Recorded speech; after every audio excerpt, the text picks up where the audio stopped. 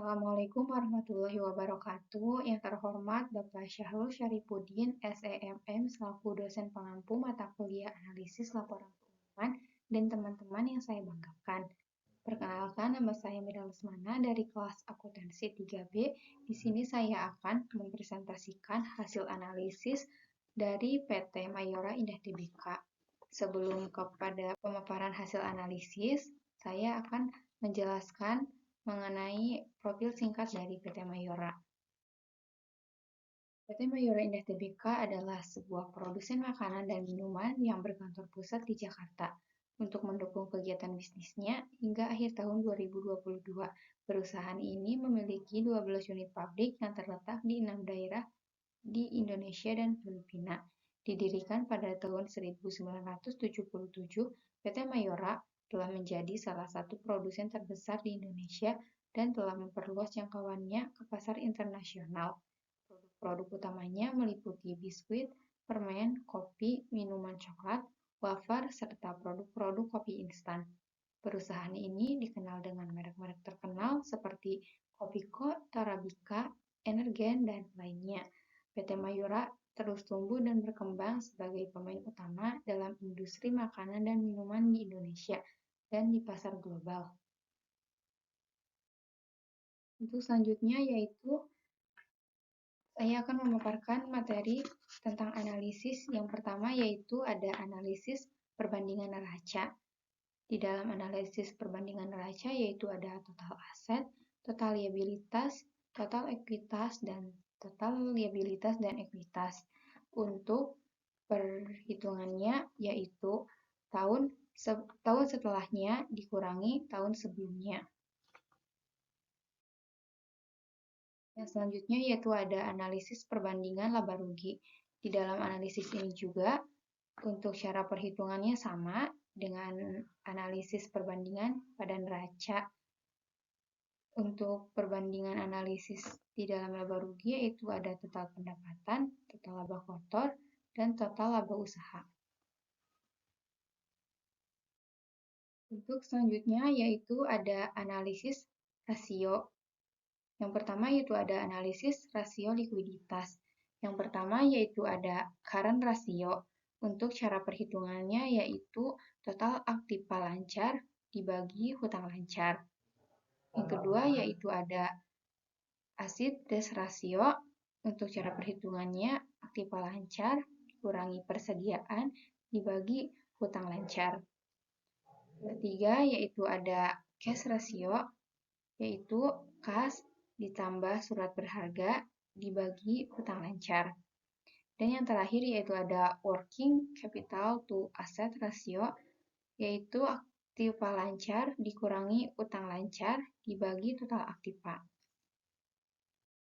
Untuk selanjutnya yaitu ada analisis rasio leverage. Yang pertama yaitu ada total debt to total asset ratio, perhitungannya total hutang dibagi total aktiva. Yang kedua, total debt to total equity ratio, yaitu total hutang dibagi ekuitas. Yang ketiga yaitu ada long term debt to total equity ratio, yaitu hutang jangka panjang dibagi modal sendiri. Dan yang terakhir yaitu ada time interest earned ratio, yaitu EBIT dibagi bunga hutang jangka panjang. Untuk selanjutnya yaitu ada analisis rasio aktivitas. Yang pertama ada total asset turnover. Perhitungannya penjualan dibagi total aktiva. Yang kedua ada receivable turnover, yaitu penjualan dibagi piutang. Yang ketiga yaitu ada average collection inventory, yaitu piutang dibagi penjualan dikali 360. Yang keempat yaitu ada inventory turnover, yaitu harga pokok persediaan dibagi persediaan. Yang kelima yaitu ada average day inventory, yaitu persediaan dikali 360 dibagi harga pokok persediaan. Dan yang terakhir yaitu ada working capital turnover, yaitu penjualan bersih dibagi aktiva lancar dikurangi hutang lancar. Untuk selanjutnya yaitu ada analisis rasio profitabilitas. Di dalam analisis rasio profitabilitas yaitu ada yang pertama gross profit margin atau GPM. Cara perhitungannya yaitu laba kotor dibagi penjualan. Yang kedua ada profit margin atau IM, yaitu EBIT dikali 100% dibagi penjualan. Yang ketiga yaitu ada net profit margin atau NPM, yaitu EAT dikali 100% dibagi penjualan. Yang keempat yaitu ada operating income ratio, yaitu penjualan dikurangi HPP dikurangi biaya dibagi penjualan. Yang kelima yaitu ada return of asset atau ROA, yaitu EBIT dikali 100% dibagi total aktiva. Yang kelima yaitu ada return of equity, yaitu EAT dikali 100% dibagi modal sendiri. Dan yang terakhir yaitu ada return of investment, yaitu EAT dikali 100% dibagi total aktiva. Untuk selanjutnya yaitu ada analisis DuPont. Untuk analisis DuPont ini yaitu untuk mengetahui kemampuan perusahaan di dalam melakukan pengembalian atas ekuitasnya. Analisis ini juga dibuat untuk mengetahui ROE. Untuk mengetahui ROE yaitu kita harus menghitung ROI dikali IMP. Untuk mengetahui ROI yaitu margin laba bersih dikali perputaran total aktiva. Dan untuk mengetahui IMP yaitu total aktiva dibagi ekuitas. Maka akan ketemu hasilnya yaitu ROE. Untuk selanjutnya yaitu ada analisis common size neraca, yaitu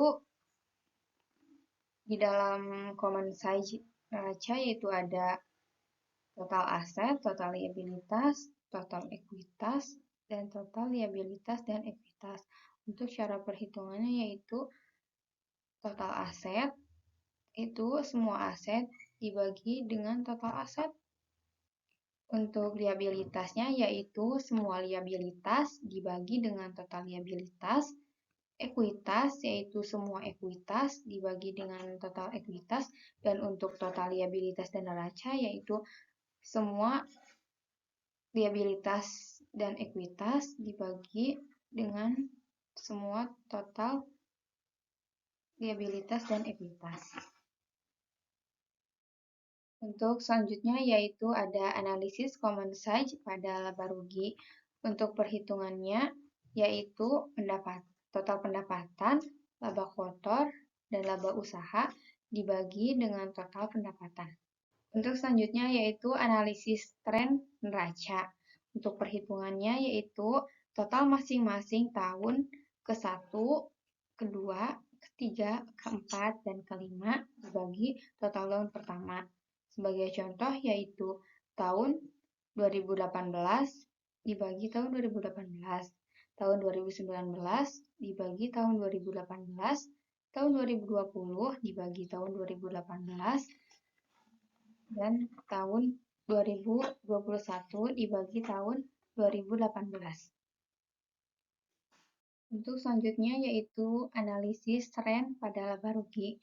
Untuk perhitungannya sama dengan analisis tren pada neraca, yaitu total masing-masing tahun ke-1, kedua, ketiga, keempat, dan kelima dibagi pada total tahun pertama. Untuk selanjutnya yaitu analisis cross-section. Di dalam analisis cross-section yaitu kita menghitung rata-rata aritmatika, rata-rata tertimbang, dan median. Untuk rata-rata aritmatika, menghitung ROA-nya yaitu tahun ke-1 sampai tahun ke-5 dibagi 5 tahun. Di dalam analisis ini yaitu menggunakan tahun 2018 sampai tahun 2022. Untuk menghitung nilai bukunya, yaitu nilai buku tahun pertama sampai dengan tahun kelima dibagi 5 tahun. Untuk menghitung nilai bukunya, yaitu ekuitas dibagi saham beredar. Untuk selanjutnya itu menghitung rata-rata tertimbang. Untuk menghitung ROA-nya, yaitu ROA tahun pertama dibagi total ROA selama 5 tahun. Dan untuk menghitung nilai bukunya, yaitu nilai buku tahun pertama dibagi total nilai buku selama 5 tahun. Untuk mediannya yaitu di dalam ROA tahun pertama sampai tahun kelima. Dan nilai bukunya yaitu tahun pertama sampai tahun kelima juga. Untuk selanjutnya yaitu analisis time series. PT Mayora Indah Tbk merupakan perusahaan yang termasuk ke dalam sektor produsen makanan dan minuman. Perusahaan yang bergerak pada sektor dan subindustri yang sama yaitu PT Indofood Sukses Makmur Tbk, PT Garuda Food Putra Putri Jaya Tbk, PT Nippon Indosari Corp Indo Tbk, dan PT Sentra Food Indonesia Tbk. Untuk tabel yang ada di layar, yaitu adalah perbandingan untuk ROA pada PT Mayora Indah Tbk dan ROA pada industri dari perbandingan 5 perusahaan tersebut. Untuk selanjutnya, yaitu grafik dari perbandingan PT Mayora Indah Tbk dan ROA industri. Selanjutnya yaitu ada analisis sumber dan penggunaan kas. Untuk cara perhitungannya yaitu total tahun setelahnya dikurangi total tahun sebelumnya. Untuk selanjutnya yaitu analisis sumber dan penggunaan modal. Untuk selanjutnya yaitu analisis sumber dan penggunaan modal. Di dalamnya yaitu terdapat kuantitatif dan kualitatif. Untuk kuantitatif yaitu aktiva lancar yang didapat dari laporan neraca. Untuk kualitatif yaitu aktiva lancar dikurangi hutang lancar. Untuk analisis selanjutnya yaitu ada analisis break even, yaitu di dalamnya terdapat penerimaan total yang dihasilkan dari penjumlahan dari akun penjualan, pendapatan keuangan, dan pendapatan operasional lainnya. Untuk biaya tetap, yaitu penjumlahan dari akun beban umum administrasi, biaya keuangan, dan beban pajak penghasilan. Untuk biaya variabel, yaitu dihasilkan dari penjumlahan dari akun beban penjualan dan beban pokok pendapatan. Untuk di bagian bawahnya yaitu ada contribution margin ratio yang dihasilkan dari 1 dikurangi biaya variabel dibagi penerimaan total. Dan untuk break-even point-nya yaitu dihasilkan dari biaya tetap dikurangi contribution margin ratio. Dan untuk rata-ratanya yaitu dibagi dari rata-rata tahun 2018 sampai tahun 2022. Untuk selanjutnya yaitu kesimpulan dari analisis laporan PT Mayora ini, yaitu dengan menganalisis laporan keuangan merupakan hal yang penting dilakukan untuk mengetahui dan menilai kinerja perusahaan selama periode 5 tahun dari 2018 sampai 2022. Keadaan perekonomian PT Mayora Indah Tbk selama masa COVID mengalami penurunan, tetapi masih mampu meningkatkan labanya meskipun masih di era COVID, sehingga diharapkan PT Mayora untuk tahun-tahun berikutnya mampu meningkatkan labanya. Mungkin cukup sekian hasil pemaparan materi hasil analisis dari PT Mayora. Ditutup. Sekian. Billahi taufiq wal hidayah. Wassalamualaikum warahmatullahi wabarakatuh.